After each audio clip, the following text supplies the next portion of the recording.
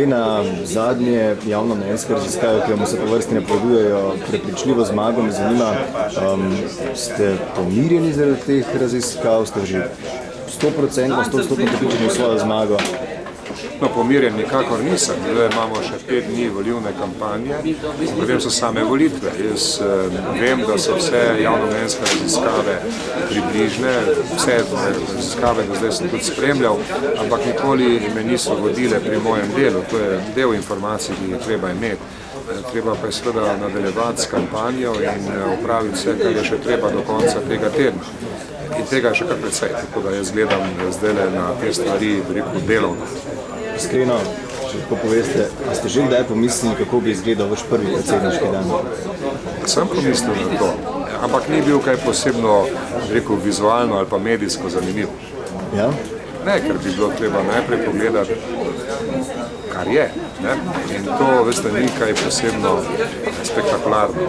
Slišali smo tudi, da kampanja ni ravno poceni stvar, pa me zanima, ste morda kaj razmišljali o tem, da glede na prednost, ki vam jo kažejo javnomnenjske raziskave, da bi pa v tem tednu svoje aktivnosti znižali na minimum, da bi na ta način tudi kaj privarčevali?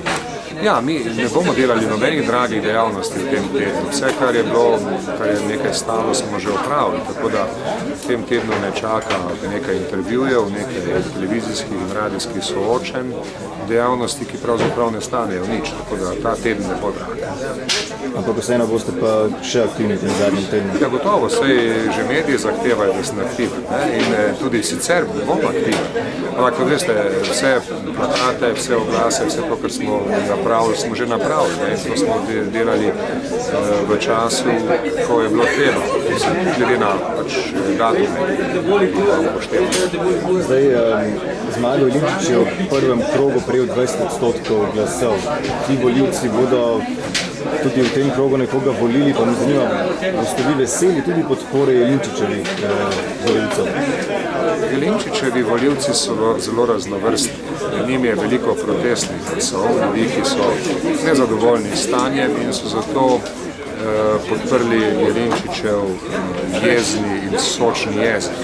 Mislim, da ni treba jemati vseh teh glasov kot motiviranih z sovražno govorico, z ščuvanjem proti Hrvaški in drugimi takimi značilnostmi Jelinčičeve kampanje.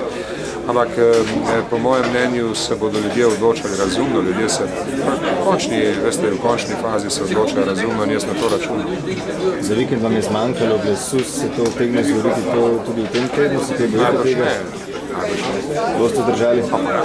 Hvala lepa.